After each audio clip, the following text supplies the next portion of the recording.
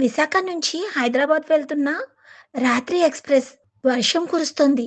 కిటికీ అద్దాలపై నీటి చినుకులు పరుగులు తీస్తున్నాయి. అర్జున్ అనే 28 ఏళ్ల యువకుడు తన సీట్లో కూర్చునున్నాడు. ఉద్యోగ ఇంటర్వ్యూకి వెళ్తున్నాడు. మనసంతా టెన్షన్. అప్పుడే అతనెదురుగా ఓ వృద్ధుడొచ్చి కూర్చున్నాడు. తెల్లటి జుట్టు, సాధారణ దుస్తులు, చేతిలో పాత సూట్‌కేస్. కొద్దిసేపటి తర్వాత వృద్ధుడు అర్జున్‌తో మాటలు కలిపాడు.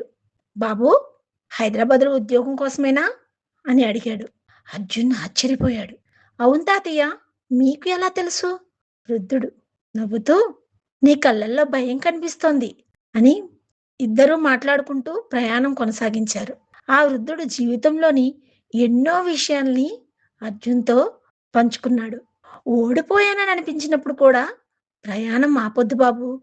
మనిషిని గుర్తుంచుకునేది అతని దగ్గర ఉన్న సొమ్ము కాదు, అతని మంచితనమే" అని చెప్పుకొచ్చాడు. అర్జున్‌కు ఆ మాటలు చాలా నచ్చాయి.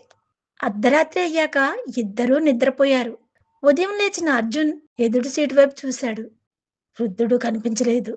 సీటుపై ఒక చిన్న కవర్ కనిపించింది. దానిపై ఇలా రాసి ఉంది: "అర్జున్ కోసం." అర్జున్ ఆశ్చర్యపోయాడు. లోపల ఒక చిన్న చీటీ. "నీకు ఈ ప్రయాణం గుర్తుండిపోతుంది. జీవితంలో భయపడకు. నువ్వు అనుకున్న దానికంటే బలమైన వాడివి." కింద రామమూర్తి అని సంతకం పెట్టుంది. అర్జున్‌కి ఏం అర్థం కాలేదు. "నేను నా పేరు కూడా చెప్పలేదు కదా! ఆయనకెలా తెలుసు?" అనుకున్నాడు.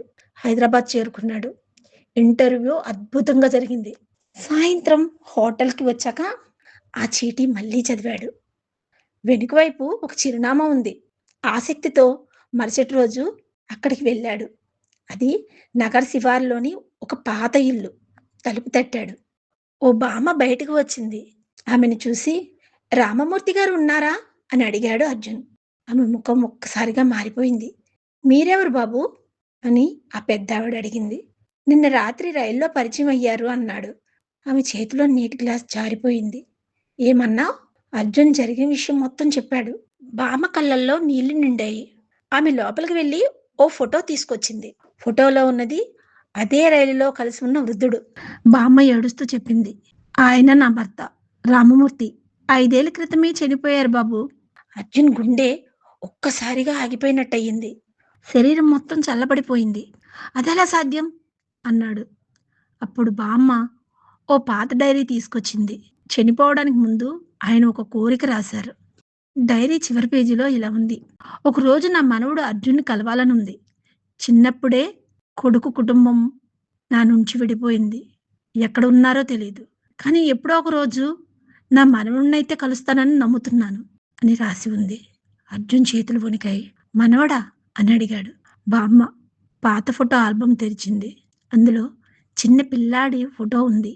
అది అర్జున్ చిన్ననాటి ఫోటో. ఏళ్ల క్రితం కలహాల వల్ల విడిపోయిన కుటుంబం.